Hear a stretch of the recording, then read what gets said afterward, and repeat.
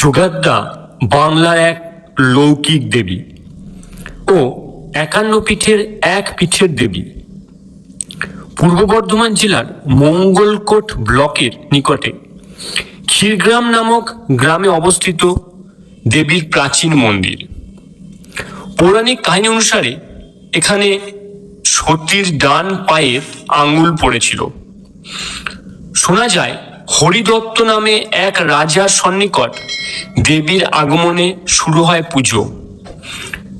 সেই পুজো হতো নরবলি দিয়ে, পরে নরবলির পরিবর্তে শুরু হয় মহিষ বলি।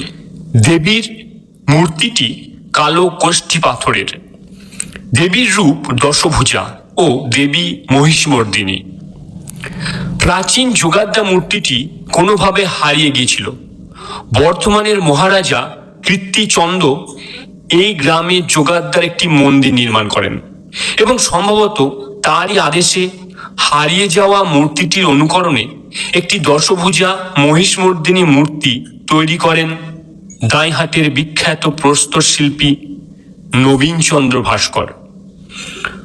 নতুন তৈরি হওয়া মূর্তিটি অবশ্য বছরের অন্যান্য সময়ে ডুবিয়ে রাখা হয় মন্দির সন্নিকটে অবস্থিত ক্ষীরদিঘির জলে। বৈশাখের সংক্রান্তিতে দেবী জল ছেড়ে চলে আসেন মন্দিরে। এই সময় বিশাল ভিড় হয় এখানে।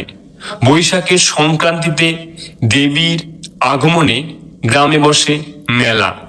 হাজারে হাজারে পূর্ণার্থীরা ভিড় করে দেবী দর্শনের জন্য।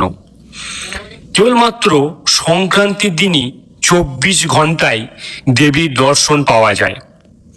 আর জ্যৈষ্ঠ মাসের ৪ তারিখে কিছুক্ষণের জন্য দেবীর দর্শন পান পুণ্যার্থীরা। বৈশাখের সংক্রান্তিতে যোগাদ্দা মায়ের পুজো এবং পুজোকে কেন্দ্র করে মেলার উৎসবে মেতে ওঠে গ্রামবাসী সহ আশেপাশের গ্রামের ভক্তবৃন্দ। কয়েক বছর আগে ঘটে যায় আরেকটি অলৌকিক কাণ্ড। ক্ষীরদিঘির সংস্কারের সময় নতুন মূর্তির সঙ্গেই উঠে আসে হারিয়ে যাওয়া পুরনো যোগাদ্দা মূর্তিটি।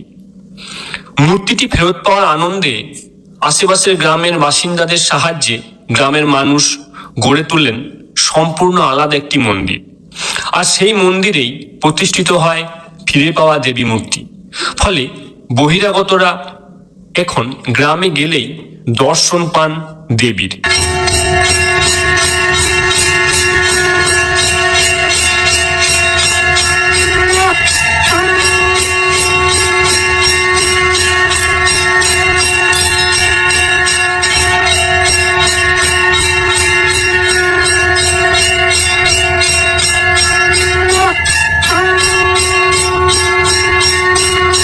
মূল মন্দিরে কোনো প্রতিমা নেই, কারণ প্রতিমা ক্ষীরদিঘির জলের নিচেই রাখা থাকে।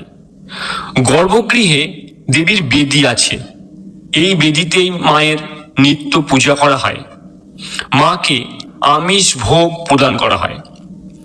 মন্দিরের একটু দূরেই রয়েছে ভৈরব ক্ষীরকণ্ঠের শিব মন্দির। কথিত আছে ভৈরব ক্ষীরকণ্ঠের নাম অনুসারেই গ্রামের নাম ক্ষীরগ্রাম। আর এই যোগাদ্দা মায়ের পুজোর আরেকটি আকর্ষণ হলো লাঠি খেলা বা লাঠি যুদ্ধ।